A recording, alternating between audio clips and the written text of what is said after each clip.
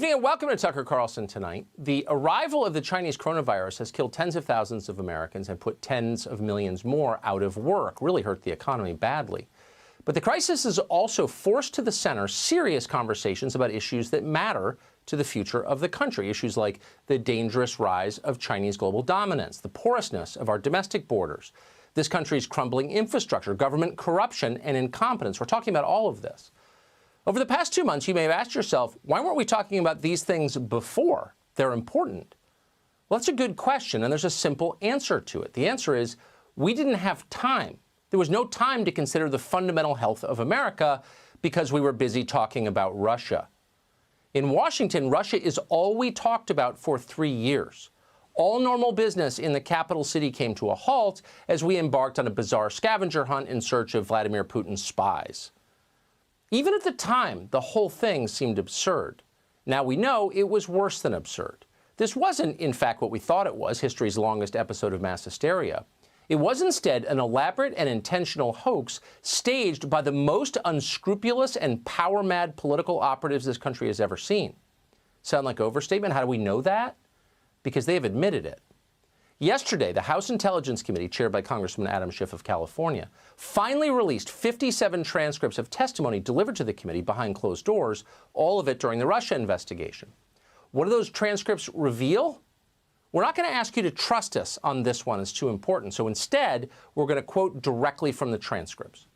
Jim Clapper, Obama's director of national intelligence, said this, quote, "I never saw any direct empirical evidence that the Trump campaign or someone in it was plotting or conspiring with the Russians to meddle with the election." End quote. Compare that to his Twitter feed. Former UN Ambassador Samantha Power, meanwhile, was asked by the committee if she had any evidence of collusion with the Russians. She replied this way, quote, "I am not in possession of anything. I'm not in possession and didn't read or absorb information that came out of the intelligence community." End quote. National Security Advisor Susan Rice said this, quote, "I don't recall intelligence that I would consider evidence." Amazing. And here's former Attorney General Loretta Lynch. Lynch was asked if she saw evidence of Russian collusion, and she replied this way, quote, "I do not recall that being briefed up to me." Notice Lynch's word choice here, "I do not recall." For 3 years, our entire political system, every television show, every newspaper, all media outlets revolved around the hunt for Russian spies. We were told again and again, in order to justify this, that collusion was the greatest crime ever committed in American history. It was a crime against the state. It undermined our democracy. Yet the Attorney General of the United States, a close friend of the President, Barack Obama's, claims she, quote, "does not recall if she ever received any evidence that any of it was true." If she'd been Roger Stone when she said that, she would have been charged with perjury on the spot. We'd be watching her sentencing right now. But she's not Roger Stone. And of course, Lynch probably thought the transcript of those remarks would never be made public. That was clearly Evelyn Farkas's assumption. Farkas is a former Defense Department official from the Obama administration. She became a fixture, you may remember, on cable television as news outlets scrambled for puppets with legitimate-sounding resumes to push the Russia collusion narrative. Dumb people who would say anything. And in those categories, Farkas delivered in spades. Here she was in March of 2017. I was urging my former colleagues and frankly speaking, the people on the Hill, it was more actually aimed at telling the Hill people, get as much information as you can, get as much intelligence as you can before President Obama leaves the administration, because I had a fear that somehow that information would disappear with the senior people who left. So it would be hidden away in the bureaucracy, that the Trump folks, if they found out how we knew what we knew about the Trump staff's dealing with Russians, that they would try to compromise those sources and methods, meaning we would no longer have access to that intelligence. So I became very worried because not enough was coming out into the open, and I knew that there was more. We have very good intelligence on Russia. Yeah. Mark That's why you have the leaking. Exactly. People are worried. We have very good intelligence on Russia, quote, said Dr. Evelyn Farkas. She can't take your appendix out, by the way. She's not that kind of doctor. We knew what we knew. But she didn't know anything. Farkas was lying as purely as a liar can lie. Once under oath behind closed doors, Farkas admitted that. Quote, "I didn't know anything," she said. It was all lies, literally all of it, even the core claims about hacking that formed the basis of the entire story and the investigation that followed. In 2016, during the campaign, someone stole information from the DNC's email server. It wound up online and embarrassed Hillary Clinton. Democrats quickly blamed that theft on Russian agents and therefore Donald Trump, who, needless to say, was their pawn. In fact, there was never real evidence that that actually happened. The DNC, you'll remember, never allowed federal investigators to inspect their email servers. That's odd behavior for people who claim to be the victims of foreign espionage. Instead, the party servers were inspected by a third-party company called CrowdStrike. All of this coming back to you? Well, at the time, Adam Schiff's committee interviewed the CEO of CrowdStrike, Sean Henry. Schiff questioned Henry directly, personally. He asked if Henry knew when the Russians had stolen the data. Henry's reply, which we're seeing for the first time, is this, quote, "As it relates to the DNC, we have indicators that data was exfiltrated. We did not have concrete evidence." We did not have concrete evidence. Later, Henry admitted he had only, quote, "circumstantial evidence that the Russians were involved at all." Adam Schiff heard those words directly. He heard them from the one person who would know for certain. Schiff knew there was nothing substantial at the core of the Russian collusion story. At the very center, it was hollow. It was a sham.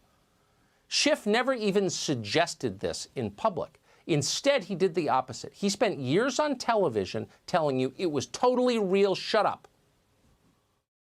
So there's clear evidence on the issue of collusion, and this adds to that body of evidence. There's ample evidence of collusion in plain sight, and that is true. Have Democrats found any evidence of collusion? Yes, we have. You can see evidence in plain sight on the issue of collusion, pretty compelling evidence. And there is significant evidence of collusion. There is ample evidence, and indeed there is, of collusion of people in the Trump campaign with the Russians. I think there's plenty of evidence of collusion or conspiracy. All of this is evidence of collusion. There is significant evidence of collusion between the campaign and Russia. In case you weren't counting during that montage, Adam Schiff said evidence 9 times, and every single time he was lying. And it was fairly obvious at the time if you were following closely. Schiff never produced any of the so-called evidence that the DNC server, or by the way, John Podesta's email, were hacked by the Russian government. Several times on the show, we raised the question, do we really know this? A group of retired intelligence officers wrote a long piece saying, actually, that didn't happen, and here's how we know. And we brought that up on the show. We came under enormous pressure to be quiet. You're crazy. We know that for a fact, but we didn't know it for a fact. And when Schiff came on this show, we asked him, how exactly do you know this? He never answered our question. Instead, he accused us of treason. Look right into the camera and say, I know for a fact the government of Vladimir Putin was behind the hacks of John Podesta's email. Absolutely. The government of Vladimir Putin was behind the hacks of our institution and the dumping of information. Of John Podesta's email. Not only in the United United States, States, email. but also in Europe. Okay, you're not, you know what, you're dodging. And Tucker, no, look and say, I know they did. John Podesta's emails, they hacked those. And I think that Ronald Reagan will be rolling over his grave at your carrying water for the Kremlin. I'm not carrying water for the, you're a sitting member of Congress on the Intel Committee, and you can't say they hacked. You're gonna have to move your show to RT Russian television. A normal person would not behave that way, could not behave that way. Conscience would prevent it. Adam Schiff is a sociopath. He will do or say anything to achieve power. He is unfit to hold office. He should resign. And not just Adam Schiff. The entire apparatus of official Washington has been exposed by these transcripts, as well as by the documents just released in the Michael Flynn case we went over last night. In November of 2019, government attorney Brendan Van Grack defended the FBI's decision to interrogate Flynn at the White House with no lawyer. Van Grack said this, quote, the FBI was engaged in a legitimate and significant investigation into whether individuals associated with the campaign of then-candidate Donald J. Trump were coordinating with the Russian government. In that same filing, Van Grack wrote that Flynn's phone call with the Russian ambassador, the now famous Kislyak, was of central importance. Quote, it was imperative that the FBI determine whether and why such communications with the Russian ambassador had occurred. Both of those statements from Van Grack, we now know conclusively, are lies. In its filing this week, the DOJ revealed that in early January, the FBI had already known that there was, quote, no derogatory information tying Michael Flynn to the Russian government. nor did they need to know whether Flynn had spoken with Ambassador Kislyak. They knew for a fact he had because they were listening at the time. They had a word-for-word transcript of the call. In other words, Van Grack was lying in his filing. Now, this is not only of importance to Donald Trump, the people who work for him, or those who voted for Donald Trump. This is important to every American because things fall apart quickly when high-level officials do things like this for political reasons. Look around. Do you know anybody who trusts the government anymore? There's a reason for that, and it's not good. It's things like this. And by the way, it's not just Democrats you should blame for the corrosion of our public life. The vast majority of the Russian collusion investigation, including the testimony you just heard, the clips we just played, occurred during the first 2 years of this administration. Who ran the government then?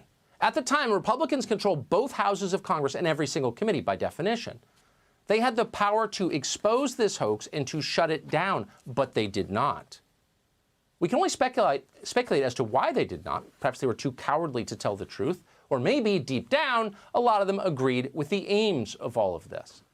Either way, it'll be very interesting, and we're going to sit back and enjoy it, as Lindsey Graham and Mitch McConnell and Richard Burr and so many of the other useless Senate Republicans, the total phonies who tell you they're representing you but don't, explain why they didn't really do anything to stop the derailment of America while it was in progress.